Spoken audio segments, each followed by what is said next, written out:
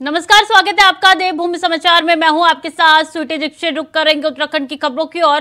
पेयजल विभाग को लेकर होने वाली समीक्षा बैठक पर मुख्यमंत्री पुष्कर सिंह धामी ने कहा है कि पेयजल सरकार की प्राथमिकताओं में है, जिसको देखते हुए आज पेयजल विभाग की समीक्षा बैठक की जा रही है। इसके साथ ही भौतिक सत्यापन भी किया जाएगा, जिससे चारधाम यात्रा में लोगों को पेयजल को लेकर किसी प्रकार की असुविधा ना हो।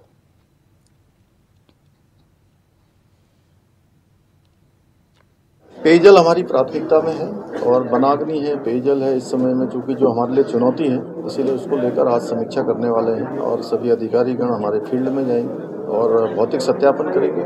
लोगों को किसी प्रकार की असुविधा न हो। चारधाम यात्रा भी प्रारंभ हो रही है, तो पेयजल विभाग का उसमें भी महत्वपूर्ण रोल होता है, इसलिए बैठक होगी।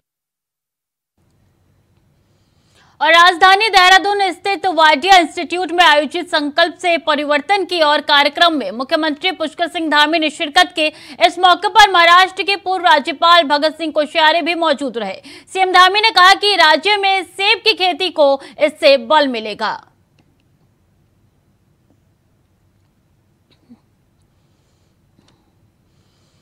मुख्यमंत्री पुष्कर सिंह धामी ने प्रदेश के प्रधानमंत्री राष्ट्रीय बाल पुरस्कार विजेता बच्चों अनुराग रमोला देहरादून और शिवम रावत किच्छा उधम सिंह नगर को पुरस्कार सामग्री उनके माता पिता को प्रदान की। मुख्यमंत्री ने कहा है कि भारत सरकार की तरफ से हर साल बच्चों को उनकी असाधारण उपलब्धि के लिए प्रधानमंत्री राष्ट्रीय बाल पुरस्कार प्रदान किया जाता है। ये पुरस्कार नवाचार, शैक्षिक, खेल, कला और सांस्कृतिक, समाज सेवा और बहादुरी के क्षेत्र में असाधारण क्षमताओं और उत्कृष्ट उपलब्धि वाले बच्चों को मान्यता के रूप में दिए जाते हैं।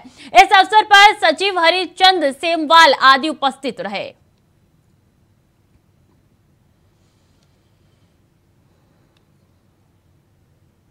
तो वहीं 22 अप्रैल से चारधाम यात्रा का आगाज हो रहा है, जिसमें यात्रा की तैयारियों को अंतिम रूप दिया जा रहा है। सीएम धामी भी चारधाम यात्रा को लेकर चल रही तैयारियों पर नजर बनाए हुए हैं।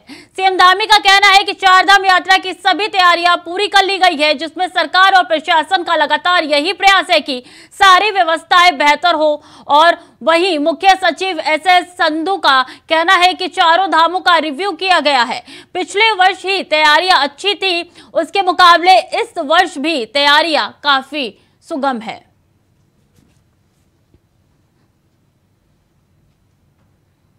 पिछले साल भी तैयारी अच्छी थी, लेकिन मुझे ये खुशी है बताते हुए कि पिछले साल से भी काफी अच्छी तैयारी की है।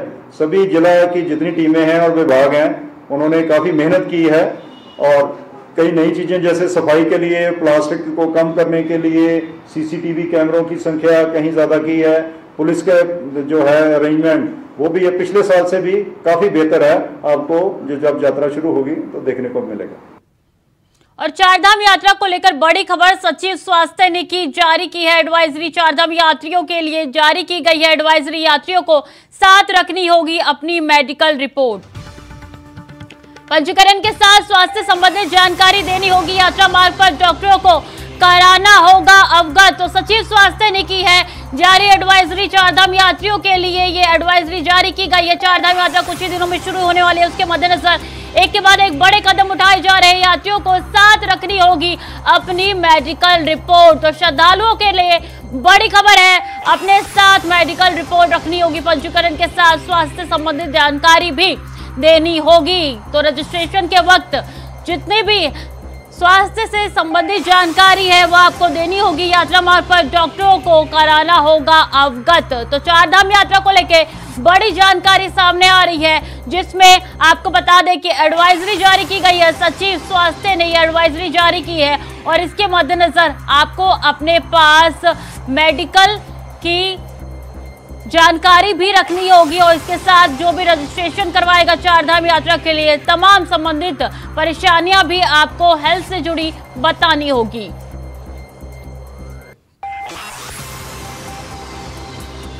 तो चारधाम यात्रा का आगाज होने वाला है कुछ ही दिनों में, उसके मद्देनजर एक के बाद एक बड़े कदम जो है सरकार उठाती जा रही है और इसी संदर्भ में देखिए एडवाइजरी जारी की गई है।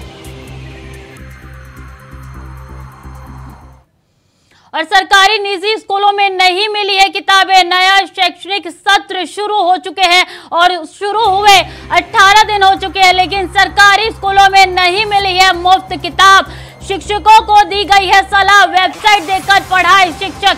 11 लाख छात्र छात्राओं को मिल रही है मुफ्त किताबें, लेकिन 18 दिन हो चुके हैं और अभी तक किताबों का नामो निशान नहीं है। किताबें नहीं दी गई है छात्राओं को, वहीं शिक्षकों को एडवाइजरी दी गई है, सलाह दी गई है कि आप वेबसाइट से देख के ही पढ़ाई कराएं। तो इस वक्त की अहम जानकारी आपके साथ साझा करें। वेबसाइट देखकर पढ़ाए शिक्षक, ये कहा गया है। और 18 दिन हो चुके हैं स्कूल खुले हुए, नया सेशन स्टार्ट हुए और अब देखिए छात्रों के हाथ में कोई भी किताब नहीं है। तो 11 लाख छात्र छात्राएं के हाथ में इस वक्त कोई भी किताब नहीं है। सरकारी निजी स्कूलों में किताब नहीं मिली है। नया शैक्षणिक सत्र शुरू हो चुके 18 दिन हो चुके हैं।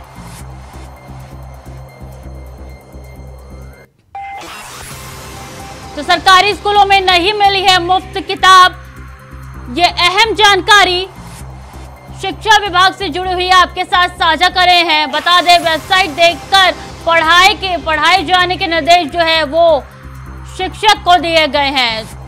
11 लाख छात्र छात्राओं को मिलनी है मुफ्त किताबें, लेकिन अभी तक छात्र छात्राओं के, विद्यार्थियों के हाथ जो है वो खाली है, उनके पास कोई भी किताब नहीं है। और इसी को लेकर देखिए शिक्षक को जो है वो वेबसाइट के माध्यम से पढ़ाए जाने के निर्देश दिए गए हैं, सलाह दी गई है। 18 दिन हो चुके हैं स्कूल खुले हुए, नया सेशन स्टार्ट हुए, लेकिन अभी तक कोई किताबें नहीं मिली है।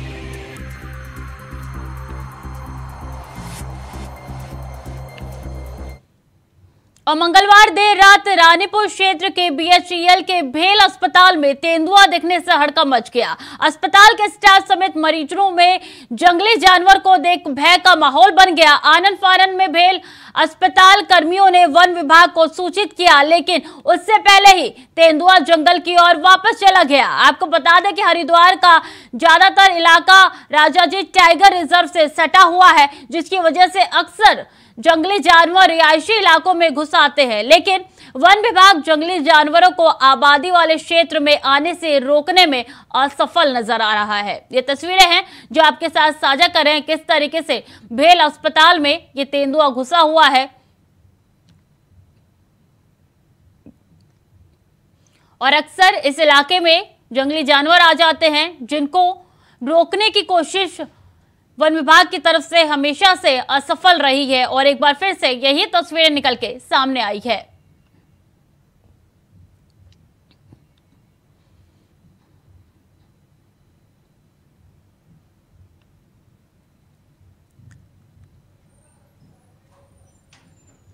तो देखिए किस तरीके से ये तस्वीर निकल के सामने आई है, जहां पे कई सवाल खड़े हो रहे हैं कि आखिर वन विभाग कर क्या रहा है। जिस तरीके से जंगली जानवर आए दिन यहाँ पे सटे हुए रिहायशी इलाके में आ घुसते हैं और हड़कंप मच जाता है, और इस बार तो भेल के अस्पताल में ही घुस गया जंगली जानवर तेंदुआ, और इससे अस्पताल में न सिर्फ मरीजों में बल्कि डॉक्टर्स में भी हड़कंप मच गया है। और कई सवाल खड़े कर रहे हैं ये तस्वीरें वन विभाग के ऊपर, प्रशासन के ऊपर, कि आखिर क्या कार्रवाई उनकी तरफ से की जा रही है, क्योंकि अक्सर नाकाम होते हुए नजर आ रहे हैं वन विभाग। जारी जानकारी के साथ विकास चौहान जुड़ चुके हैं। विकास, देखिए ये तस्वीरें पहली बार निकल के सामने नहीं आई है और इस बार तो हद हो गई, अस्पताल में हड़कंप मच गया है। जो बेसल हरिद्वार जो भेल है उसका जो मेन हॉस्पिटल है उसका ये वाक्य है, जहाँ पर कुछ लोगों के द्वारा ये वीडियो शूट किया गया है, जिसके बाद सोशल मीडिया पर काफी वायरल हो रहा है, जिसमें जो तेंदुआ है वो जो हॉस्पिटल है उसके परिसर में यहाँ पर आ गया है। तो ये बिल्कुल आपने सही कहा, ये पहला मौका नहीं है जब इस तरह की घटना यहाँ पर देखने को मिली हो बेचल में, क्योंकि बेचल और पूरा हरिद्वार लगभग दोनों तरफ से जो राजाजी टाइगर रिजर्व पार्क है उससे घिरा हुआ है। लगातार कई लंबी ये जो इसकी लाइन है ये पूरी हरिद्वार से जुड़ी हुई है। खासकर जो बेचल का हिस्सा है उसमें तो बहुत बड़ा जो एक क्षेत्र है वो राजाधीन पार्क से जुड़ा है, जिसमें आए दिन हमें देखने को मिलता है, चाहे वो नील गाय हो, सांभर हो और चाहे वो हाथी और चाहे इस तरह लेपर्ड क्यों ना हो, क्योंकि लगातार इस तरह से देखने को मिलता है कि आए दिन जो जंगली जानवर है वो पार्क से निकलकर रिहायशी इलाकों में आते रहते हैं। तो वहीं आप जिस तरह से ये तेंदुआ हॉस्पिटल तक जा पहुंचा है, चाहे वो बताया जा रहा है क्योंकि वहाँ पर जो कुत्तों की जो अपनी जो तलाश में वो उसको पकड़ने के लिए यहाँ पर आया था। हालांकि जो पूरी घटना है उससे जहाँ जो तीमारदार जो हॉस्पिटल में आने वाले तीमारदार हैं, डॉक्टर हैं, जो मरीज हैं, वो काफी खौफजदा हैं, क्योंकि इस तरह की घटना उनको देखने में बिल्कुल रोंगटे खड़े कर देने वाली है कि जब एक जंगली जानवर इस तरह से हॉस्पिटल में ही अंदर आ जाता है। हालांकि जब पार्क प्रशासन से इस विषय में जब बात की तो उन्होंने अभी फिलहाल कुछ भी ऐसे बच्चे दिखाई दे रहे हैं, लेकिन एक बार उनके द्वारा ये कही जाती रही है। चाहे हमने पिछले दिनों जो डिप्टी डायरेक्टर है उनसे भी इस तरह का सवाल किया था, तो उन्होंने कहा था कि जो बेचल और जो इसका आसपास का क्षेत्र है वहाँ पर एक लंबी दीवार, सुरक्षा दीवार यहाँ पर कराई गई है और जिसको बड़ा भी लगातार ऊंचा किया जाएगा, जिसको फेंसिंग की जाएगी। हालांकि दीवार काफी लंबे हिस्से में की गई है, लेकिन उसके बावजूद जो जंगली जानवर हैं उनका आना लगातार रिहायशी इलाकों में अभी भी जारी है। जी, वो वक्त कौन सा था जब ये पहुंचा था तेंदुआ, और उसके बाद से वन विभाग की तरफ से क्या कुछ कार्रवाई की गई? क्या तेंदुआ पकड़ में आ चुका है या इसी तरीके से हड़कंप मचा हुआ है? देखिए, जब तक सूचना वन विभाग को या राजाधीन नेशनल पार्क को यहाँ पर की जाती तब तक जो तेंदुआ था वो अब पार्क की सीमा में अंदर दोबारा जा चुका था। हालांकि अभी पगड़ से वो बाहर है, क्योंकि जंगली जानवरों का जो क्षेत्र है, जो पार्क पार्क है, वो काफी विस्तृत यहाँ पर उसकी सीमाएं हैं। वो क्योंकि यहाँ पर अभी उसका अभियान भी नहीं अभी चला है, क्योंकि वो अंदर चला गया है, सुरक्षा दीवार के दूसरी तरफ वो चला गया है समय रहते। लेकिन पार्क प्रशासन का यही कहना है कि वो लगातार प्रयास करते हैं कि वो जंगली जानवर इस ओर न आए। लगातार लोगों में इस तरह का अवेयरनेस उनके द्वारा जो बार बार चलाया जाता है कि पार्क प्रशासन की जो पार्क का सीमा है उसकी जो सीमा के जो आसपास का क्षेत्र है वहाँ पर कोई भी खाद्य सामग्री वो न डालें, ताकि जो जंगली जानवर है उसकी सुगंध से या उसके लालच में वो पार्क की जो सीमा है उसको लांघकर जो क्षेत्र है, जो दूसरा क्षेत्र है, उसमें ना आए। जी, इस दौरान क्या तेंदुए की तरफ से हमला किया गया किसी के ऊपर, या किसी के हताहत होने की कोई खबर सूचना है क्या?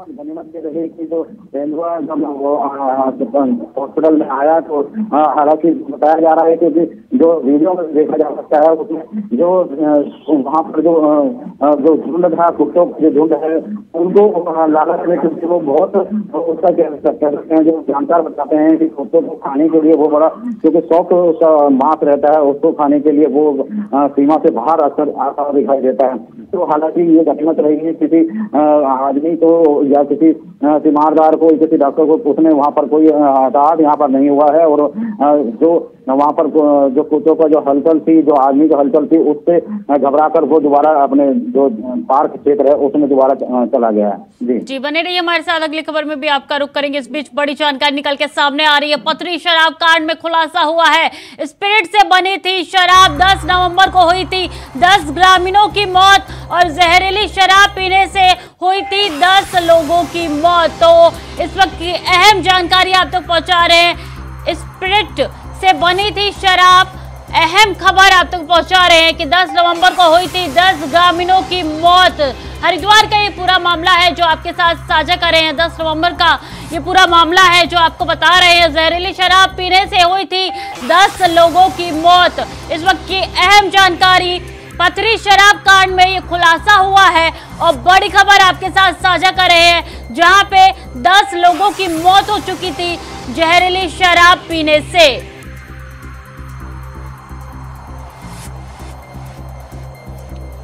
तो शराब पीने से हुई थी 10 लोगों की मौत, और देखिए इसमें बड़ा खुलासा हुआ है कि स्पिरिट से बनी गई थी शराब, और जहरीली शराब जो है उसमें स्पिरिट का उपयोग किया गया था, उससे बनाया गया था। तो लगातार ये खबरें उन दिनों सामने आ रही थी कि किस तरीके से 10 ग्रामीणों की मौत हो चुकी थी। मौत से इलाके में हड़कंप मच गया था, क्योंकि शराब पीने वाले लोग जो थे उन्होंने जहरीली शराब पी ली थी और इस कारण जो है हड़कंप मच गया था। और अब देखिए बड़ा खुलासा हुआ है पथरी शराब में। और आपको बता दें स्प्रिट से हुई थी, बनाई गई थी जहरीली शराब, जिससे 10 लोगों की मौत हो चुकी थी।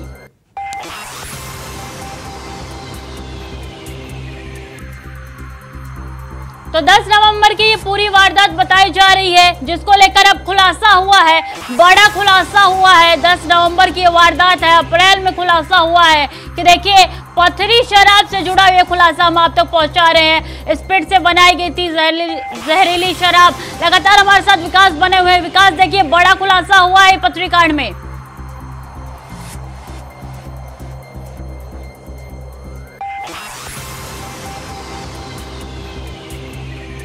जहरीली शराब पीने से करीब 1 दर्जन लोगों की मृत्यु यहाँ पर हुई थी, जिसके बाद एक जो प्रत्याशी थी महिला बबली, उसको और उसके पति और उसके जेठ को यहाँ पर पुलिस द्वारा यहाँ पर गिरफ्तार किया गया था। जो पुलिस ने जिस तरह से बताया जा रहा था कि उनके द्वारा ये शराब यहाँ पर बांटी गई थी। हालांकि अभी जो उसका पति है और जो उसका जेठ है वो अभी भी जेल में है, और बबली जो हालांकि इस बड़े कांड के बाद भी वो चुनाव यहाँ पर जीत गई थी और अभी वो फिलहाल बाहर है बेल पर। और जिस तरह से अब जो आबकारी विभाग द्वारा लेबोरेटरी में टेस्ट यहाँ पर शराब का कराया गया था, जो सैंपल उस समय लिए गए थे, उसमें कहीं ना कहीं इस तरह से जो स्प्रिट है उसको यहाँ इसमें शराब में, जहरीली शराब में उपयोग करना बताया गया है, जिसके कारण 1 दर्जन लोगों की मृत्यु हुई है। उसके बाद अब जिस तरह से अब जो तथ्य सामने आए हैं उसके आधार पर आगे की कार्रवाई आबकारी विभाग और जो पुलिस प्रशासन है उसके द्वारा यहाँ पर की जाएगी।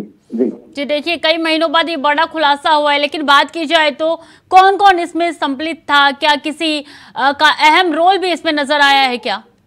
जी बिल्कुल, जिस तरह से शराब जो पथरी थाना क्षेत्र है वो बिल्कुल अपनी जो अवैध शराब है उसके लिए विख्यात है, क्योंकि आए दिन वहाँ पर आबकारी विभाग और पुलिस के द्वारा भी लगातार यहाँ पर दबिश और छापेमारी की जाती है, जिसमें बड़ी मात्रा में लहन और अवैध शराब को बनाने के जो उपकरण है वो यहाँ पर लगातार पकड़े भी जाते रहे हैं। लेकिन उसके बावजूद जो चुनाव यहाँ पर हुआ था, पंचायत चुनाव, उसमें एक जो प्रत्याशी थी जो बबली, उसके पति और उसके देश के द्वारा अपने जो पक्ष में लोगों को करने के लिए यहाँ पर शराब का वितरण किया गया था, जिसके कारण यहाँ पर 1 दर्जन लोगों की मृत्यु हुई थी। कई लोग यहाँ पर बीमार भी हुए थे।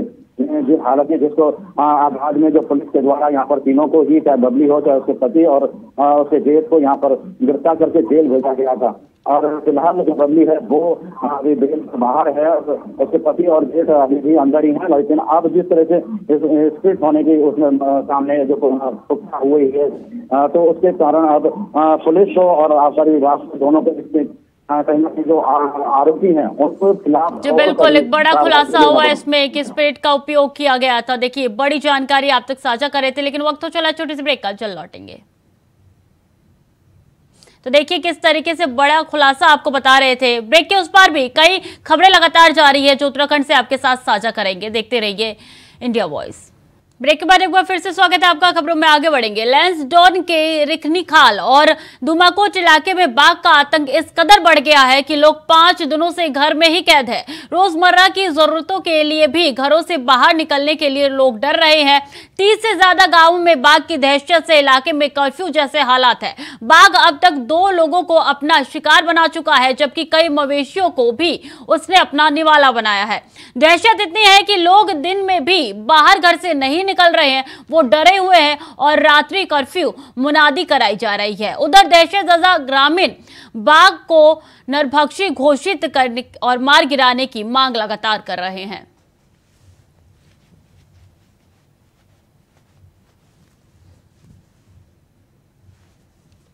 और 16 अप्रैल की ये जो दुखद घटना है उसी के क्रम में हम लोगों ने एक पूरी टास्क फोर्स बना रखी है, जिसमें डीएफओ और एसडीएम और अदर डिपार्टमेंट्स को हम लोगों ने इसमें इन्वॉल्व किया और कॉन्टीन्यूसली हम इसे मॉनिटर भी कर रहे हैं। और जैसे कि हम लोगों ने जो उपाय करने की कोशिश की है, रात्रि के समय में नाइट कर्फ्यू रखे जाने हैं, प्लस आपको फॉडर अवेलेबल करवाया जाना है, सोलर लाइट्स लगवाई जानी है, स्कूल्स और आंगनवाड़ी केंद्रों को बंद किया जाना है। उस पूरे क्षेत्र को हम लोग क्लोजली मॉनिटर कर रहे हैं और फॉरेस्ट डिपार्टमेंट की तरफ से भी उनकी संख्या को बढ़ाया जाने, कैमरा ट्रैप या पिंजरे लगाए जाने और ट्रैंकुलाइजर टीम्स बुलाए जाने को लेकर भी चर्चा भी हुई है और उस पर हम लोग प्रयास भी कर रहे हैं। तो वही आगामी त्योहार ईद को शांतिपूर्ण संपन्न कराने को लेकर सितारगंज तहसीलदार जगमोहन त्रिपाठी के अध्यक्षता में शहर के गणमान्य लोगों के साथ पीस कमेटी की बैठक की गई, जिसमें मुस्लिम समाज के लोगों ने बैठक में पहुंचकर पुलिस को भरोसा दिलाया कि ईद का त्योहार बड़ी अमन चैन के साथ मनाया जाएगा। साथ ही सितारगंज पुलिस ने सभी से अपील की है कि ईद के त्योहार को बड़ी शांति के साथ मनाए।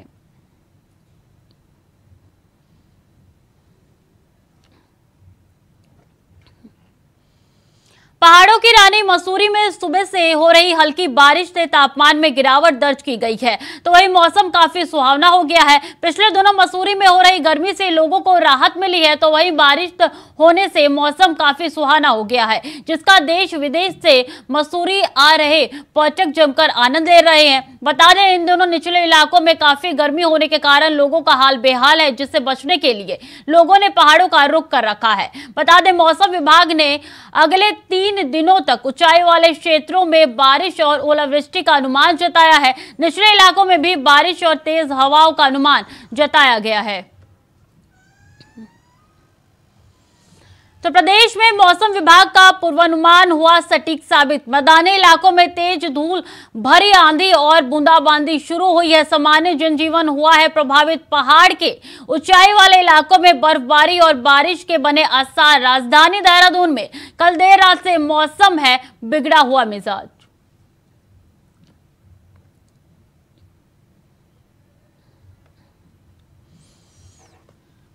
तो फिलहाल के लिए देवभूमि समाचार में इतना ही। खबरें लगातार जारी है, देखते रहिए इंडिया वॉइस।